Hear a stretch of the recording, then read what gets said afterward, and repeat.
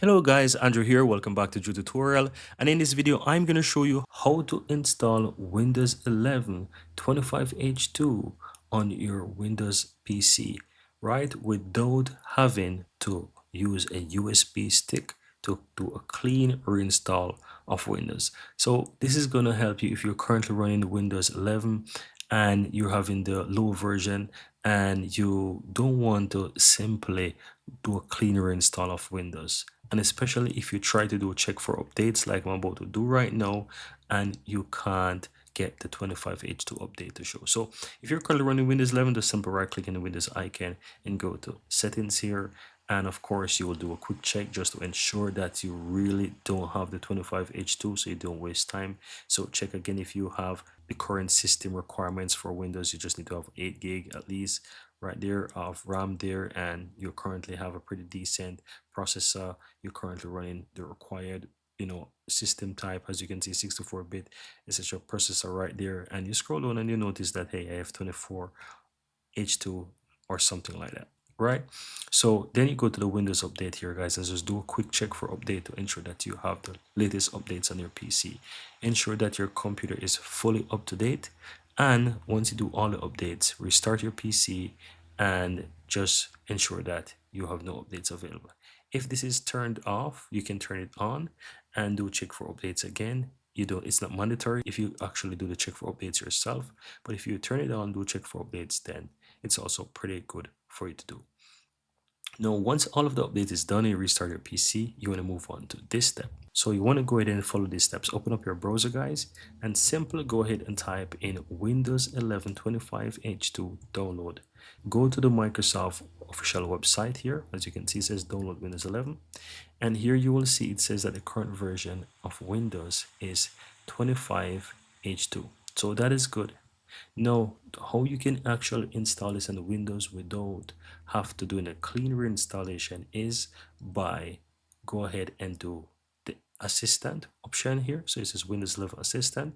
You can download this, and it says before you begin use installation assistant, you want to ensure that you basically have at least this. So you need to have a Windows 10 or Windows 11 license. Your PC must have Windows 10 version 2004 or higher, as you can see there, and your PC must have 9 gigs of free space download ready so that they can install the Windows 11. So ensure that you have enough space on your hard drive to actually take this. And of course, if you don't know how to check your space on your hard drive, I assume you do, but you can easily go ahead and open up your file explorer, go to this PC, and you can see how much free space you have. See right here, I have 297 gig of free space. So that's how you can quickly go ahead and check that. Then obviously, once you try to download this, it's going to go through the phase of try to download this Windows Health Check. You will get something like this, Windows PC Health Check setup. You install this, and it's going to go ahead and do a quick health check on your computer to see if your PC is compatible. If it is compatible, you proceed with the steps to install Windows. Now, if you don't want to do this, you could actually mount it on your PC by scrolling down, and you want to get this option here where it says Windows 11 disk image ISO for 64 devices, right? And just go ahead and select Windows 11 right here. Click and download. It's going to do a quick validation right here, and then you choose your language. Choose your language and click confirm.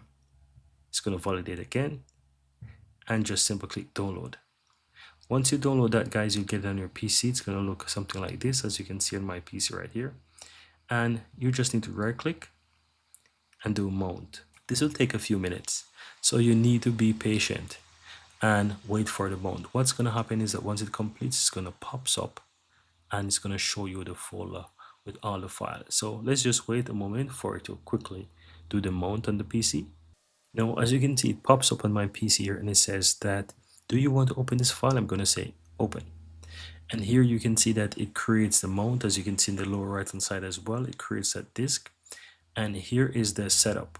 Now, if I go to my this PC here, you can see it creates a C drive. Remember, I showed you my space, how much space I have, and it didn't have this DVD drive here.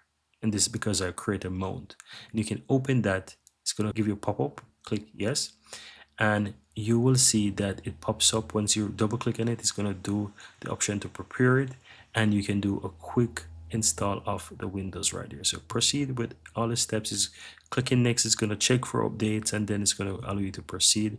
And from here you can quickly go ahead and do a clean installation, and from here you can do an installation of Windows. As I said, it will not do a clean reinstall of your Windows. You're going to have your files, you're going to have all your apps, everything is going to still be in your PC, but it's going to work completely fine. It's going to allow you to update your Windows PC to 25H2, and you will have Windows updated. Once it is done, it's going to restart your PC. You're going to restart your PC, do another check for updates on your computer again.